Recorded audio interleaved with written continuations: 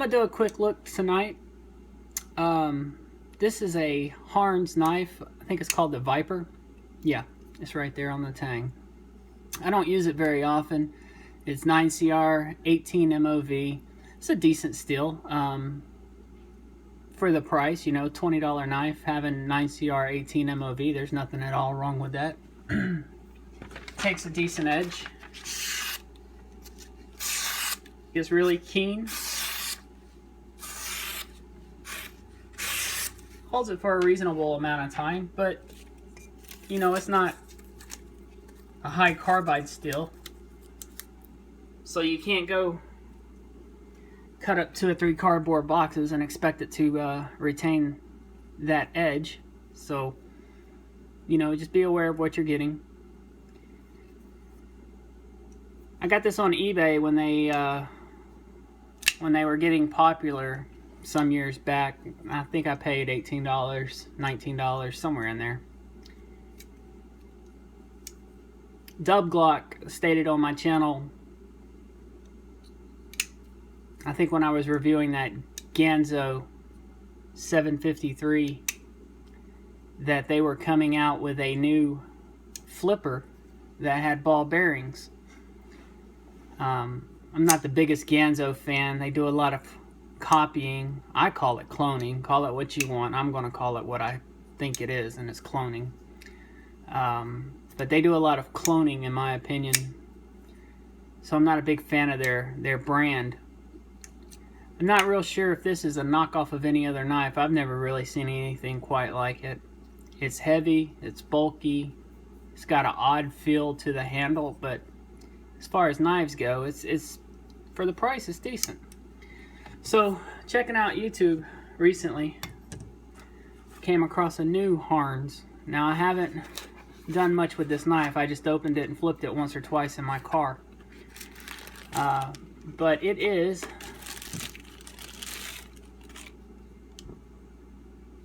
one of their brands that is a ball bearing flipper.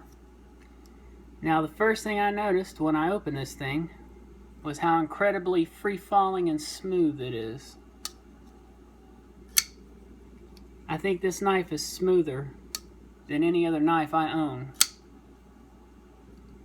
I've got a lot of, let me take that back, not smooth. There's a difference between smooth. This is the freest falling knife I think I own. I mean, this thing just pops itself right back into the handle as soon as you just give it a little shimmy shake. I don't even think my Larivo custom knife is that free falling. It kind of, I'm not sure. I'm not a big ZT fan, nor do I have any. I gave the only one I had away. I think it looks kind of like one of those Sinkovich designs, the 0450 or the 0454 or 0452, whatever. I don't know their designations. It's the Sinkovich knife, but it looks kind of like that to me. You guys let me know what you think. This is called the Talisman. It is in AUS 8 steel. AUS 8 gets a lot of hate. I've never had a problem with it. It doesn't hold its edge forever, but it's not supposed to. It's AUS 8. It's a budget steel for budget knives. You can't expect S30V performance out of it. Anyway, what is edge retention to someone who knows how to sharpen their knives? You know, it's not a big deal to me, so I don't see anything at all wrong with AUS 8. The knife is a little weighty. It's actually about the same as this one. I don't know what the weight is on this one, but I think this one might just be just a hair heavier, but not by much. And I'm talking like less than half an ounce. It's got a deep carry pocket clip. There's the lockup. Get in here, see if that's showing.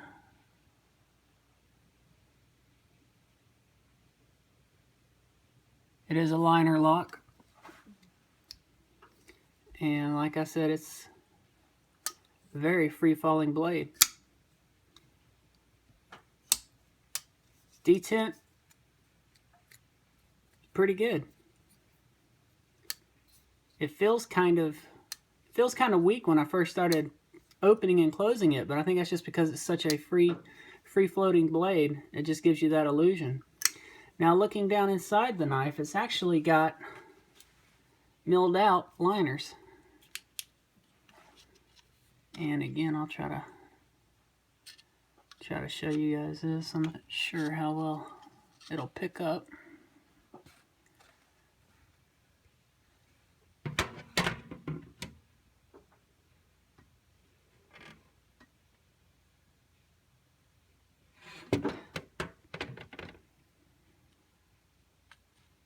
But they've milled out the inside of it to drop the weight down a little for you. It feels like G10. It feels like a polished G10. I couldn't say with 100% certainty that's actually what it is. But it's what it feels like. It's a funky looking pivot on one side, but it looks like it takes a Torx on this side.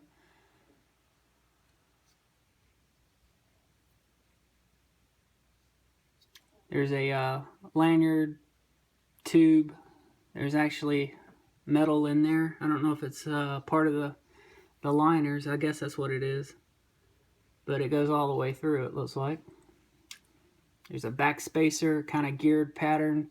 There's jimping up top. Their sharpening choil or sharpening notch is almost good. They almost got it where it needs to be. I would have to bring it back just a little bit more, but not much. So they made a decent attempt. Better than many other manufacturers. There's jimping on the flipper tab.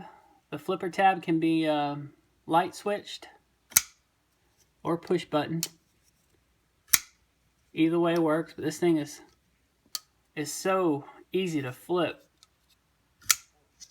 It's whatever you want to do, really. It can be shaken out. Well, I say that detent's actually got that knife in there pretty good. Let me step back a little bit. It takes a hell of a jar to make it pop out. So that detent's pretty damn good, but it's not so overbearing like you would find on a zero tolerance that you can't open it easily.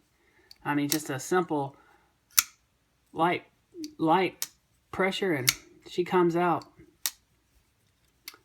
What else? What else?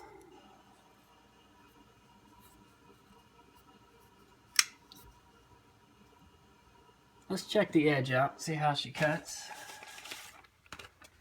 Now, I haven't touched this. Like I said, I just got it in the mail.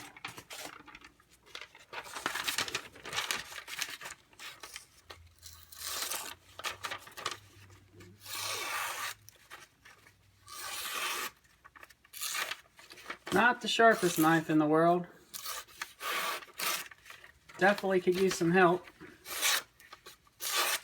However, if you were just your everyday average knife guy and you were just looking for a knife to get you through a work day, this would definitely do it. But you know, it is Os 8, so it's not going to hold that edge forever, and it's not super keen.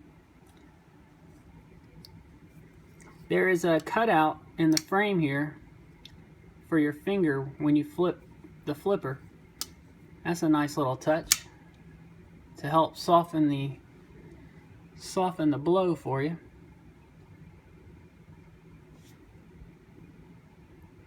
It's not overly thick.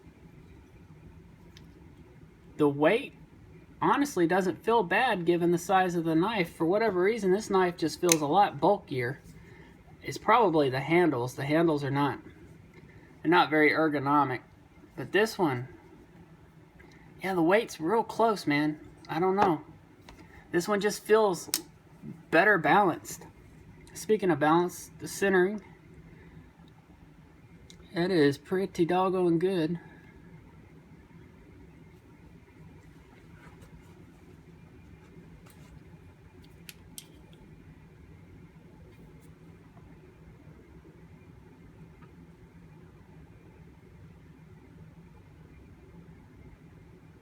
That's damn near perfect. You know, if a $20 China knife can do it, why the hell can't Spyderco or Benchmade? That, whatever. I'm not gonna get into that. I'm digging it, guys. I hate to freaking say it. I'm really liking it. I'm really liking how easy it is to close. This is going to be a fun fidget knife. You guys let me know what you think if it looks like one of those ZT models, if it's a clone. If it's a clone, I'm probably not going to carry it much. However, if this is a halfway original design, it might find some pocket time with me. There it is, the Harnds Talisman. Hopefully I covered all the bases, and I'll give you guys a quick look, one more panorama. Maybe there's something on here that I might have missed that you can pick up.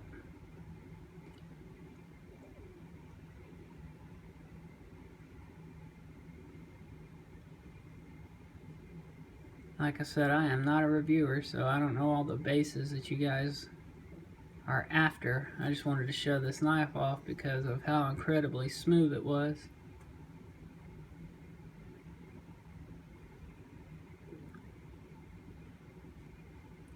The blade size is right around 3.5 inches, so it's handle size and blade size. It's right on par with the Viper. They are neck and neck in size. The Harnds is a little bit wider, so that'll probably make it a little bit of a better slicer doing food prep. I'm liking this knife, guys. I'm digging it. But anyway, I wanted to show it. I haven't seen any videos on this one yet. Thought I'd get one out. Thanks for watching.